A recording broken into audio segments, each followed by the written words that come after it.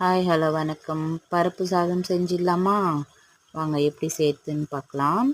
1 tumbler அரிசி, 1/2 cup பருப்பு, துவரம் பருப்பு ரெண்டுத்தையும் ஒன்றாவே கழுவி ஊற வச்சுருக்கேன். குக்கர் வச்சு 1 டேபிள் ஸ்பூன் எண்ணெய் ஊற்றிட்டு கொஞ்சமாக கடுகு போட்டு 3 காஞ்ச மிளகா போட்டிருக்கேன். 1 வெங்காயம் கட் பண்ணி போட்டிருக்கேன். கருவேப்பிலை போட்டிருக்கேன். 1 பூண்டு உரித்து போட்டிருக்கேன். 2 தக்காளியும் கட் பண்ணி போட்டு உப்பு தூவி நல்லா வதங்கட்டும். 1 பச்சை மிளகா டேஸ்ட்டுக்கு, சரிங்களா? கொஞ்சமாக மஞ்சத்தூள், வீட்டு மிளகாத்தூள் 2 டீஸ்பூன் போட்டிருக்கேன். 2 சின்ன டீஸ்பூனில் 2 போட்டுட்டு நல்லா வதங்கணும். பாருங்கள், பருப்பு சாதம் நல்லா ஒரு 10 நிமிஷம் ஊறிடுச்சு. நம்ம ரெடி பண்ணுறதுக்கு முன்னாடி ஊற வச்சுட்டா ஊறிடும். அதில் போட்டுட்டு நல்லா கலக்கிட்டு, நான் இன்றைக்கி கொஞ்சம் குழஞ்ச மாதிரி செய்ய போகிறேன்.